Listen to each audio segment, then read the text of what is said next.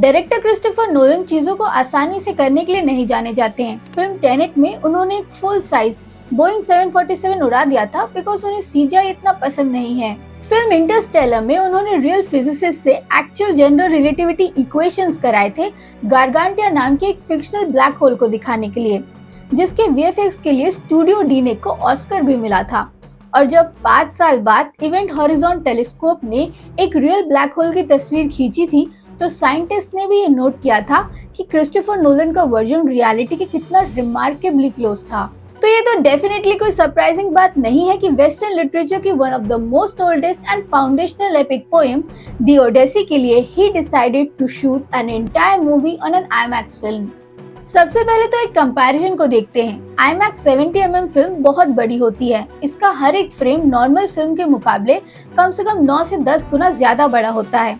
In fact ये इतना sharp होता है कि typical 4K to 8K cameras के अगेंस्ट ये ऑलमोस्ट 12 to 18K तक का डिजिटल रेजोल्यूशन देता है। पर एक पूरी की पूरी फिल्म को ऐसे कैमरा से शूट करना ये एक बहुत ही नामुमकिन बात थी है। दरअसल IMAX 70mm फिल्म कैमरास 1970 से एग्जिस्ट करते हैं और नोलन ने उन्हें पहले भी साल 2008 की अपनी फिल्म द डार्क नाइट में भी इस्तेमाल किया था।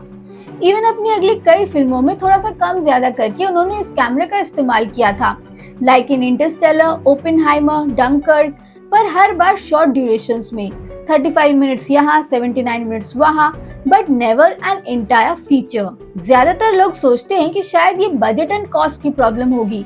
डेफिनेटली ये पूरा का पूरा प्रोसेस बहुत ही ज्यादा कॉस्टली है, बट रियल प्रॉब्लम कुछ और है। फर्स्टली शूटिंग के दौरान ये कैमरा बहुत ही तेज आवाज करता है, जैसे कि कोई lawn mower. And I remember thinking, gosh, it's loud. जिस वजह से इससे डायलॉग सीन्स को शूट करना पॉसिबल ही नहीं था। दी ओडेसी को पूरी तरह से आईमैक्स फिल्म पर शूट करने के लिए क्रिस्टोफर नोलन और उनकी टीम ने आईमैक्स इंजीनियर्स के साथ मिलकर एक साउंड प्रूफ केसिंग को बिल्ड किया, which they nicknamed the blimp। ये एक अकाउस्टिक शेल है जिसका वजन कम से कम 300 से 400 पाउंड के आसपास होगा, जिसने एक ऑलरेडी बड़े कैमरा को और भी बड़ा बना दिया, जो कि करीबन 5 से 6 लोगों की मदद से मूव होने लगा। पर एक प्रॉब्लम को सॉल्व करने में एक और प्रॉब्लम क्रिएट हो गई। कैमरा का साइज इतना बड़ा हो गया कि एक्टर्स के लिए एक दूसरे को लुक देना और परफॉर्म करना मुश्किल हो गया। देन इस इशू को सॉल्व करने के लिए फिल्म के सिनेमेटोग्राफर वैन होयतामा ने क्रिस्टोफर के साथ मिलकर ब्लिम्प के साइड पर एंगल्ड मिरर्स को प्लेस किया, जिसके रिफ्लेक्शंस में एक्टर्स एक दूसरे को देखकर प्रॉपर लुक एंड आईलाइन को मेंटेन कर पाए। बट इन सब के बावजूद भी सबसे ज्यादा मुश्किल होता है शूटिंग की रिदम को बनाए रखना, बिकॉज IMAX 70mm की मैगजीन हर 2.5 मिनट में खत्म हो जाती है, जिसको रीलोड करना पड़ता है और उसके लिए शूटिंग को रोकना पड़ता है। इवन इमोशनली चार्ज परफॉर्मेंसेस के दौरान भी इसके लिए शूटिंग को रोकना पड़ता है। एक्टर टॉम हॉलैंड ने एक इंटरव्यू में बताया कि पहले तो इनिशियली उन्हें ऐसा लगा कि शायद क्रिस्टोफर नोलन उनकी परफॉर्मेंस से खुश नहीं है, पर बाद में उन्हें रियलाइज हुआ कि एक्चुअल में फिल्म की रील खत्म हो गई थी। Morocco, Greece, Italy, Iceland and Scotland में ऑलमोस्ट 91 डेज में हुए इस फिल्म के शूट में प्रोडक्शन ने रिपोर्टेडली 2 मिलियन फीट फिल्म को एक्सपोज किया, जो कि रफली 610 किलोमीटर का सेल्यूलॉइड या फिर मुंबई से हैदराबाद का डिस्टेंस होगा। वैसे इन कैमरास को कंसिडर करते हुए नोलन और उनकी टीम की अचीवमेंट और भी एक्स्ट्राऑर्डिनरी बन जाती है, बिकॉज वर्ल्ड वाइड सिर्फ 8 या 9 ही IMAX 15x70mm film cameras active rotation में मौजूद है।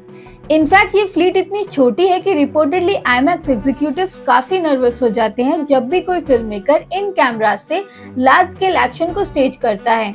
वैसे नोलन खुद भी अपने करियर में प्रीवियसली 3 IMAX कैमरास को डिस्ट्रॉय कर चुके हैं, जिनमें से एक famously the dark night rises के दौरान बैटमैन की हेवीली आर्म्ड मोटरसाइकिल बैटपॉड से टकरा गया था।